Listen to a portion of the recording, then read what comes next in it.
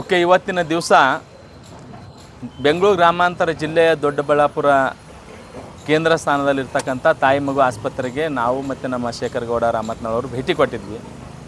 ರಾಜಧಾನಿಯ ಅವಿಭಾಜ್ಯ ಅಂಗವಾಗಿರುವಂಥ ಈ ಒಂದು ದೊಡ್ಡಬಳ್ಳಾಪುರ ಆಸ್ಪತ್ರೆ ನೋಡಿದ್ರೆ ಭಾಳಷ್ಟು ಬೇಜಾರಾಗ್ತಾಯಿದೆ. ಯಾಕಂದರೆ ಅಳಿದುಳಿದಷ್ಟು ಬಡವರು ಈ ಆಸ್ಪತ್ರೆಗೆ ವೈದ್ಯಕೀಯ ಉಪಚಾರಕ್ಕಾಗಿ ವೈದ್ಯಕೀಯ ವ್ಯವಸ್ಥೆಗಾಗಿ ಬರ್ತಾರೆ.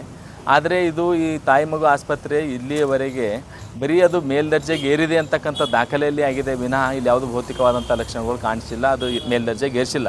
ಅದು ದುರ್ದೈವದ ಸಂಗತಿ. ಆಯೋಗ ಭಾಳಷ್ಟು ಅದು ಬೇಸರ ವ್ಯಕ್ತಪಡಿಸ್ತಾ ಇದೆ. ಯಾಕಂದರೆ ರಾಜ್ಯದ ಎಂಥ ಗಡಿ ಭಾಗದಲ್ಲಿ ಹೋದರೂ ಸಹಿತ ಸಮುದಾಯ ಆರೋಗ್ಯ ಕೇಂದ್ರ, ತಾಲೂಕು ಆಸ್ಪತ್ರೆ, ಜಿಲ್ಲಾ ಆಸ್ಪತ್ರೆಯಲ್ಲಿ ಬಂದಂಥ ರೋಗಿಗಳಿಗೆ ಪಥ್ಯಾಹಾರ ಕೊಡ್ತಕ್ಕಂಥ ವ್ಯವಸ್ಥೆ ಎಲ್ಲ ಕಡೆ ಇದೆ. ಆದರೆ ಇವತ್ತಿನ ದಿವಸ ನಾವು ಭೇಟಿ ಕೊಟ್ಟಂಥ ಸಂದರ್ಭದಲ್ಲಿ ಪಥ್ಯಾಹಾರ ಯಾವೊಬ್ಬ ಮಕ್ಕಳು ವಾರ್ಡಿಗೆ ಹೋದರೂ ಯಾವೊಬ್ಬ ಮಗುವಿಗೆ ರೋಗಿ ಮಗುಗಳಿಗೆ ಪಥ್ಯಾಹಾರ ವ್ಯವಸ್ಥೆ ಮಾಡಿರ್ತಕ್ಕಂಥದ್ದು ಕಂಡು ಬಂದಿಲ್ಲ. ಹೀಗಾಗಿ ತಾಲೂಕಾ ವೈದ್ಯಾಧಿಕಾರಿಗಳು ಕೂಡಲೇ ಇವತ್ತಿನ ದಿವಸ ಸೂಚನೆ ಕೊಟ್ಟಿದ್ದೇನೆ.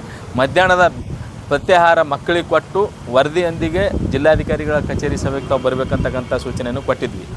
ಅದೇ ರೀತಿಯಾಗಿ NRC ಯೂನಿಟ್ಗೆ ಭೇಟಿ ಕೊಟ್ಟಿದ್ವಿ. NRC ಭೇಟಿ ಕೊಟ್ಟಂಥ ಸಂದರ್ಭದಲ್ಲಿ ಮಾನ್ಯ ಮುಖ್ಯಮಂತ್ರಿಗಳು ಭಾಳಷ್ಟು ಕಳೆದೆರಡು ವರ್ಷಗಳಿಂದ ಮಾನ್ಯ ಜಿಲ್ಲಾಧಿಕಾರಿಗಳ CEO ಅವರ ಸಮ್ಮುಖದಲ್ಲಿ ನಡೆದಂಥ ಸಭೆಯಲ್ಲಿ ಬಾಲ್ಯವಿವಾಹ, ಪೋಕ್ಸೋ, ಬಾಲ್ಯ ಗರ್ಭಿಣಿಯರು ಮತ್ತು ಅಪೌಷ್ಟಿಕತೆಯಿಂದ ಬಳಲ್ತಕ್ಕಂಥ ಮಕ್ಕಳು ಮೇನ್ ಸ್ಟ್ರೀಮಿಗೆ ತರಬೇಕು ಅಂತಕ್ಕಂಥದ್ದು ಭಾಳಷ್ಟು ಕಳಕಳಿಯಿಂದ ಮತ್ತು ಖಡಕ್ಕಾಗಿ ಹೇಳ್ತಾ ಇದ್ದಾರೆ. ಆದರೆ ಇಲ್ಲಿ ಜಿಲ್ಲಾಧಿಕಾರಿಗಳು ಮತ್ತು CEO ಅವರು ಏನು ಮಾಡ್ತಾ ಇದ್ದಾರೆ ಅನ್ನೋದು ಯಕ್ಷ ಪ್ರಶ್ನೆ. ಯಾಕಂದರೆ ಮಕ್ಕಳು ಇಲ್ಲಿ 41 ಮಕ್ಕಳು ಯಾಸ್ಪಾರ್ ಇವತ್ತಿನ ದಿವಸ 45 ಮಕ್ಕಳು ಶ್ಯಾಮ್ ಮಕ್ಕಳು ಈ ಜಿಲ್ಲೆಯಲ್ಲಿ ಇದ್ದಾರೆ. ಆದರೆ NRC ಯೂನಿಟಲ್ಲಿ ಆರಂಭಿಲ್ಲ. NRC ಯೂನಿಟ್ ಇದ್ದರೆ ಅಲ್ಲೆಲ್ಲ ಬೇರೆ ಮಕ್ಕಳಿಗೆ ಉಪಚಾರ ಮಾಡ್ತಾ ಇದ್ದಾರೆ. ಅಂದರೆ RBSK ತಂಡದವರು ಇಲ್ಲಿ ಮಕ್ಕಳಿಗೆ ದಾಖಲು ಮಾಡುವಲ್ಲಿ ಮತ್ತು ಮಹಿಳಾ ಮತ್ತು ಮಕ್ಕಳ ಅಭಿವೃದ್ಧಿ ಇಲಾಖೆಯವರು ಮಕ್ಕಳಿಗೆ ದಾಖಲು ಮಾಡುವಲ್ಲಿ ಸಂಪೂರ್ಣವಾಗಿ ವಿಫಲರಾಗಿದ್ದಾರೆ. ಹೀಗಾಗಿ ಅವ್ರ ಮೇಲೆ RBSK ತಂಡದವ್ರ ಮೇಲೆ ಸೂಕ್ತ ಕ್ರಮ ಕೈಗೊಳ್ಳಬೇಕಂತೇಳಿ RCHO ಆಫೀಸರಿಗೆ ಸೂಚನೆ ಕೊಟ್ಟಿದ್ದೇನೆ. ಅದೇ ರೀತಿಯಾಗಿ ಮಹಿಳಾ ಮತ್ತು ಮಕ್ಕಳ ಅಭಿವೃದ್ಧಿ ಇಲಾಖೆಯವರು ಸಹಿತ ಮಕ್ಕಳಿಗೆ ದಾಖಲು ಮಾಡಬೇಕಾಗಿತ್ತು. ಇಲ್ಲಿನ CDP ಅವರಿಗೆ ಸಂಬಂಧಪಟ್ಟಂಥ ಸೂಪರ್ವೈಸರ್ಗಳಿಗೆ ನೋಟಿಸ್ ಜಾರಿ ಮಾಡಬೇಕಂತೇಳಿ ಸೂಚನೆ ಕೊಟ್ಟಿದ್ದೇನೆ. ಅದೇ ರೀತಿಯಾಗಿ NRC ಯೂನಿಟ್ನಲ್ಲಿದ್ದಂತಹ ಒಂದು ಕಿಚನ್ ರೂಮ್ ಏನಿರುತ್ತೆ ಅದು ಲಾಕ್ ಆಗಿತ್ತು. ಸಂಪೂರ್ಣ ತಮ್ಮ ಸಮ್ಮುಖದಲ್ಲೇ ಇವತ್ತು ಓಪನ್ ಮಾಡಿದ್ವಿ. ಅದರಲ್ಲಿ ಯಾವುದೇ ಕಿಚನ್ ರೂಮಿನ ಕುರುಹುಗಳಿಲ್ಲ. ಇದು ಯಾವ ವ್ಯವಸ್ಥೆ ಈ ಜಿಲ್ಲಾಡಳಿತ ಇಲ್ಲಿ ಸಂಬಂಧಪಟ್ಟಂಥ ಅಧಿಕಾರಿಗಳು ಏನು ಕೆಲಸ ಮಾಡ್ತಾಯಿದ್ದಾರೆ ಅನ್ನೋದೇ ಒಂದು ಖೇದಕರ ಸಂಗತಿ. ಯಾಕಂದರೆ ಇಂಥ ಒಂದು ಮುಂದುವರೆದಂಥ ಜಿಲ್ಲೆಯಲ್ಲಿ ಈ ಒಂದು ದಯನೀಯ ಸ್ಥಿತಿಯಲ್ಲಿ ಆಸ್ಪತ್ರೆಗಳು ಕೆಲಸ ಮಾಡ್ತಾಯಿದ್ದೇವಲ್ಲ, ಇದು ಭಾಳ ಒಂದು ಚಿಂತಾಜನಕ ಅಂತ ನಾನು ಹೇಳಿಕ್ಕೆ ಇಚ್ಛಪಡ್ತಾ ಇದ್ದೀನಿ. ಅದೇ ರೀತಿಯಾಗಿ ನಾವು ರೇಡಿಯಾಲಜಿಸ್ಟ್ ಸ್ಕ್ಯಾನಿಂಗ್ ಸೆಂಟರ್ ನೋಡಿದ್ವಿ. PCPNDT ಆ್ಯಕ್ಟ್ 1994 ಪ್ರಕಾರ ಅಲ್ಲೆಲ್ಲ ಭಾಳಷ್ಟು ಪೋಸ್ಟರ್ಗಳು ಇರಬೇಕು. ಆಮೇಲೆ ಯಾವ ರೀತಿ ಕಾರ್ಯನಿರ್ವಹಣೆ ಮಾಡಬೇಕು ಅನ್ನೋದ್ರ ಬಗ್ಗೆ ಅಲ್ಲಿನ ಫಾರಮ್ ಇರಬೇಕು. ಫಾರಮ್ ಜೊತೆ ಏನೇನು ಡಾಕ್ಯುಮೆಂಟ್ ಇರಬೇಕು ಅನ್ನೋದ್ರ ಬಗ್ಗೆ ಯಾವುದೇ ಮಾಹಿತಿ ಕಂಡು ಬಂದಿಲ್ಲ. ಯಾಕಂದರೆ ಕಳೆದ ವಾರದಲ್ಲಿನೇ ರಾಮನಗರ ಜಿಲ್ಲೆಯಲ್ಲಿನ ರಾಮನಗರ ಆಸ್ಪತ್ರೆಯ ಒಬ್ಬ ಮುಖ್ಯ ವೈದ್ಯಾಧಿಕಾರಿನೇ ಒಂದು ಮಗುವಿಗೆ ಡಿಟೆಕ್ಷನ್ ಮಾಡಿದ್ದು, ಅಂದರೆ ಇಲಿಗಲ್ ಆಗಿ ಮಗು ಪತ್ತೆ ಮಾಡಿದ್ದು ಅಲ್ಲಿ ಒಂದು ಪ್ರಕರಣ ನಡೆದಂಥದ್ದು ನಾವು ಇವತ್ತು ಸ್ಮರಿಸ್ಬೋದು.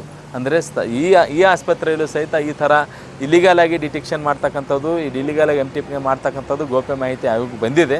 ಹೀಗಾಗಿ ಸೂಕ್ತ ಕ್ರಮ ಕೈಗೊಳ್ಳಬೇಕು, ತನಿಖೆ ಮಾಡಿ ವರದಿ ಕೊಡಬೇಕಂತೇಳಿ ನಾನು RCHO ಆಫೀಸರಿಗೆ ಸೂಚನೆ ಕೊಟ್ಟಿದ್ದೇನೆ.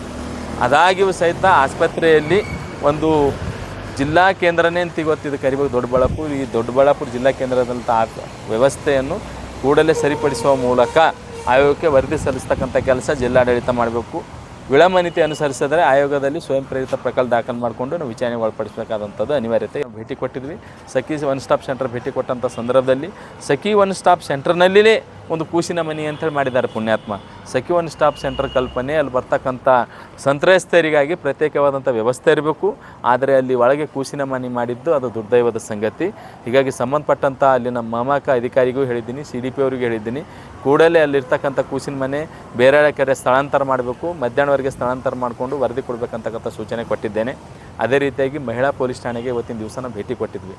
ಅಲ್ಲಿ ಕೆಲಸ ಮಾಡ್ತಕ್ಕಂಥ ಸರ್ಕಲ್ ಅವರು ಉತ್ಸಾಹಿಗಳೇ ಆಗಿದ್ದಾರೆ. ಆದರೆ CWP ಮಕ್ಕಳ ವಿಶೇಷ ಪೊಲೀಸ್ ಕಲ್ಯಾಣ ಅಧಿಕಾರಿ ಮತ್ತು ಅಲ್ಲಿ ಸಹಾಯಕರ ಕೆಲಸ ಮಾಡ್ತಕ್ಕಂಥವರು ಸರಿಯಾಗಿ ಕಡತಗಳು ನಿರ್ವಹಣೆ ಮಾಡದಿರೋದು ನಮಗೆ ಕಂಡು ಬಂದಿದೆ. ಮಕ್ಕಳ ಪ್ರತ್ಯೇಕ ರಿಜಿಸ್ಟರ್ ನಿರ್ವಹಣೆ ಮಾಡಬೇಕು. ತೆರೆದ ಮನೆ ಕಾರ್ಯಕ್ರಮ ಪ್ರತಿ ಗುರುವಾರ ಮಾಡಿದ್ದು ರಿಜಿಸ್ಟರಲ್ಲಿ ದಾಖಲೆಯಾಗಿರಬೇಕು. ಅದೇ ರೀತಿಯಾಗಿ F1 FRM 17 ಇರಬೇಕು. ಅವ್ಯಾವೂ ಸಹಿತ ಅಲ್ಲಿ ಸರಿಯಾದ ರೀತಿಯಲ್ಲಿ ಇಟ್ಕೊಂಡಿಲ್ಲ. ಹೀಗಾಗಿ ಕೂಡಲೇ ಇದೆಲ್ಲ ಸರಿಪಡಿಸ್ಕೊಂಡು ಆಯೋಗಕ್ಕೆ ವರದಿ ಸಲ್ಲಿಸಬೇಕಂತೇಳಿ ಇಲ್ಲಿನ ಮಹಿಳಾ ಪೊಲೀಸ್ ಠಾಣೆಯ ಉಪ ನಿರೀಕ್ಷಕರಿಗೆ ಸರ್ಕಲ್ ಅವರಿಗೆ ನಾವು ಈಗಾಗಲೇ ಸೂಚನೆ ಕೊಟ್ಟಿದ್ದೇವೆ.